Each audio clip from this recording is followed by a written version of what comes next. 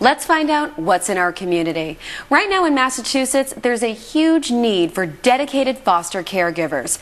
Erica Nazaro and Z. Carl from the Home for Little Wanderers are here to shed more light on this urgent issue. Ladies, thanks so much for joining us. Thanks for having us. Now, Erica, I'll start with you. Can you tell us about the Home's intensive foster care program? Yes, it's a program that serves the needs of children who are in foster care, and it gives them a place to live with foster parents that is supportive, loving, stable, and very good for them. And these kids have a higher level of need than the usual kids in foster care.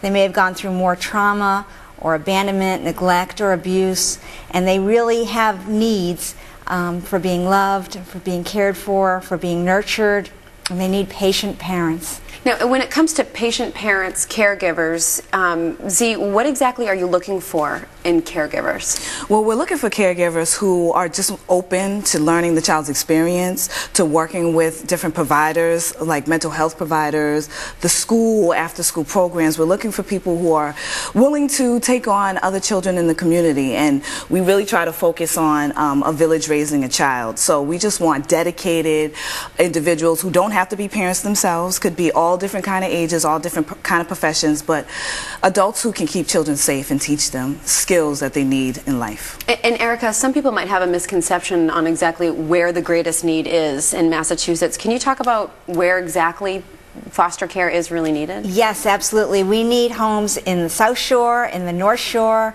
in Western Massachusetts, anywhere where there are children and schools. It's not just and Boston. People. No, we need homes everywhere. And we need kids to be in new communities for themselves, as well as be in communities that they've always lived in. Yes. Because it's very important for them to maintain that connection to a community they've always been in.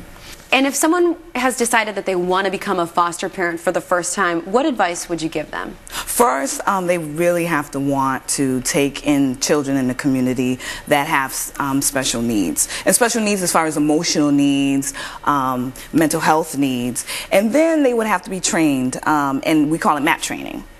As well as they would also be home studied, which means that a case manager or a recruiter would come to their home and ask them questions about what their likes are, what their dislikes are, how they were parented, and how they had been parenting their children if they have their own children, what they are looking for in a child, what their preferences are. Yes. And they get to know the people so that we really have a better idea of what kind of a match we would want to give that family.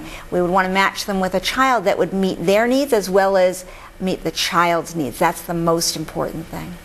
And also, every adult that wants to be foster parents are quarried too, because we want to make sure that the children will be safe in the home, right. That they'll be protected.